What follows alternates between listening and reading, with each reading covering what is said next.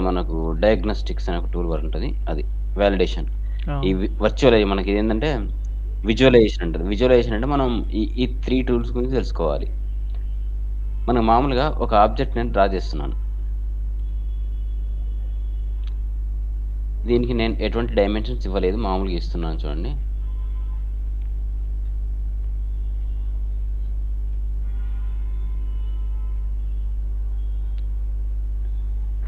ఇప్పుడు ఇది fully defined కదా! అవును sir. Fully defined.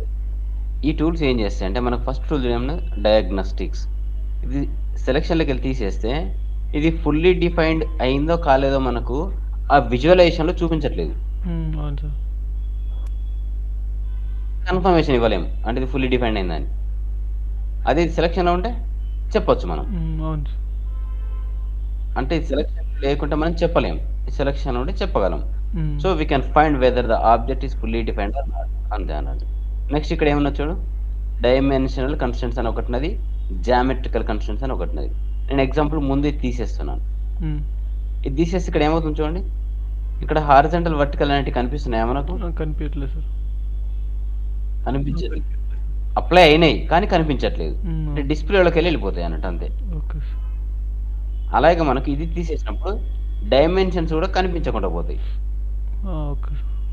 So, screen పైన మనకున్న మనకు ఆబ్జెక్ట్ ఎలా ఉంది? ఫుల్లీ డిఫైన్డా కాదా? ఇప్పుడు మనం చెప్పగలమా దీనికి డైమెన్షన్సే ఇవ్వలేదనుకుంటాం. అవును. అదే మనం ఇది సెలెక్ట్ చేసి ఓకే. దీనికి జామెట్రికల్ కన్‌స్ట్రెయింట్స్ అంటాం. దీన్ని హారిజాంటల్, వర్టికల్ ఇట్లా. ఈ జామెట్రికల్ కన్‌స్ట్రెయింట్స్ అప్లై చేశారు. డైమెన్షన్స్ అప్లై చేశారు.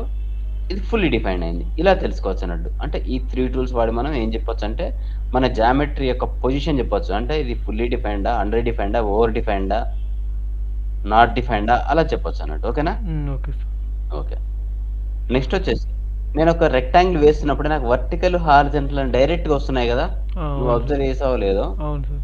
మళ్ళీ వేస్తున్నాను చూడు. డైరెక్ట్‌గా వస్తున్నాయి. డైరెక్ట్‌గా రావడం వల్ల నేను ఈ కార్నర్ బట్టి మూవ్ చేసినట్టయితే నాకు డిస్టర్బెన్స్ ఉండదు. మనకు రెక్టాంగిల్ లానే కనిపిస్తది. అవును. అయితే ప్యారలల్‌గా ఇప్పుడు మూవ్ నేనేం అవుతుంది. చేస్తున్నానంటే ఈ స్కెచ్ టూల్స్‌లో మళ్ళీ నాకు ఇక్కడ 2 ఉంటాయి. ఫస్ట్ ఏంటో చూడు geometrical geometry. Constraints. Next dimension. First geometrical చూద్దాం. ఇది నేను తీసేస్తున్నాను. అంటే ఆఫ్ చేస్తున్నాను టెంపరరీగా. ఆఫ్ చేసి మళ్ళీ రెక్టాంగిల్ వేస్తాను నేను.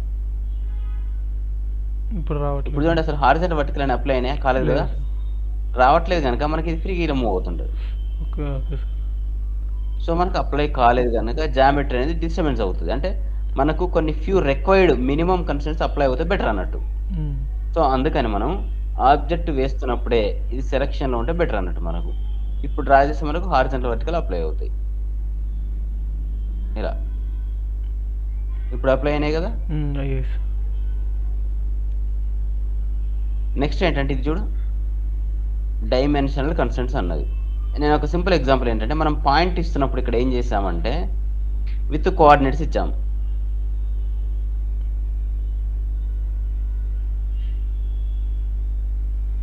ఇక్కడ తెలిసింది కదా! హారిజాంటల్, వర్టికల్‌గా ఎంత అవును డిస్టెన్స్‌లో సార్. కావాలని. ఓకే అనగానే నీకు ఆ పాయింట్ అనేది ఎంత డిస్టెన్స్‌లో వచ్చిందో చూపిస్తుంది. అవునా? అవును సార్. అంటే డైమెన్షన్స్ ఆటోమేటిక్‌గా వచ్చాయి నీకు. ఒకవేళ నేను ఇది తీసేస్తున్నాను. మళ్ళీ సేమ్ అలాగే చేస్తాను. చేసేసి కొంచెం వాల్యూస్ మారుస్తాను. ఇప్పుడు ఓకే అంటాను. ఇప్పుడు జామెట్రీ వచ్చింది. కానీ దానికి సంబంధించిన డైమెన్షన్స్ అనేటివి అప్లై కాలేదు. ఓకే. ఎందుకంటే ఇది సెలక్షన్‌లో లేదు గనక. అవును సార్. అప్లై కాకపోవడం వల్ల ఏం జరుగుతదంటే ఫ్రీగా మూవ్ అవుతుంటది. హ్మ్. ఇది మూవ్ కాదు.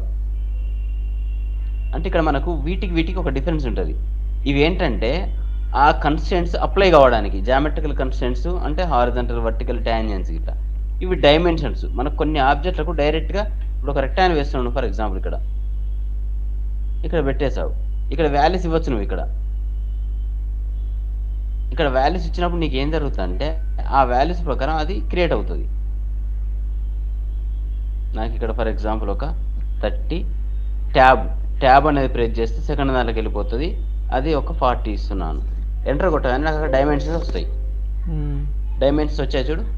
వచ్చాయి సార్. 40. అదే మనకి సెలక్షన్‌లో లేకుంటే రాదన్నట్టు మనకు. Okay sir. అంటే మనకు ఇవి సెలక్షన్ ఉంటాయి. వెంటనే అప్లై అవుతాయి. సెలక్షన్ లేకుంటే రావు.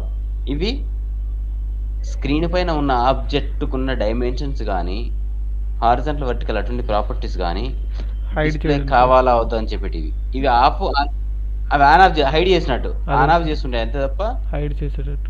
డిలీట్ చేయవు. హ్మ్. అది అన్నట్టు. అంతే. ఇవి ఎప్పుడు సెలక్షన్‌లోనే ఉంచుకోవాలి మనం.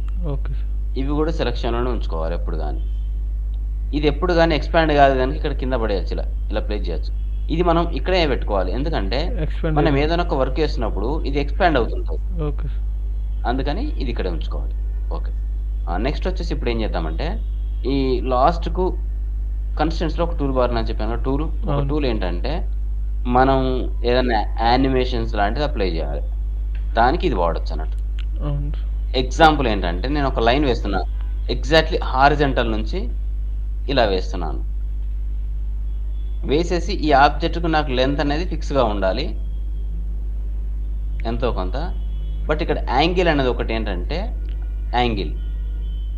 ఇది ఉంది గదా! హ్మ్. నేను దీన్ని ఏం చేస్తానంటే ఒక 50 యూనిట్స్ లెంత్ ఇస్తున్నాను. ఈ యాంగిల్ అనేది నాకేంటంటే ఈ ఆబ్జెక్ట్ ఈ యాంగిల్ కంట్రోల్ అవుతూ ఇలా యానిమేట్ జరగాలి.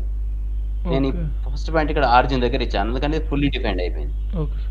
ఇప్పుడు అయిపోయింది. అయిపోయిన తర్వాత ఈ టూల్ సెలెక్ట్ చేస్తున్నాను చూడండి. ఏంటది? ఇది కాదు ఇది. Okay sir. Animate constraint. Animate constraint select చేసేసి ఈ డైమెన్షన్ మనకు యానిమేషన్ జరగాలి.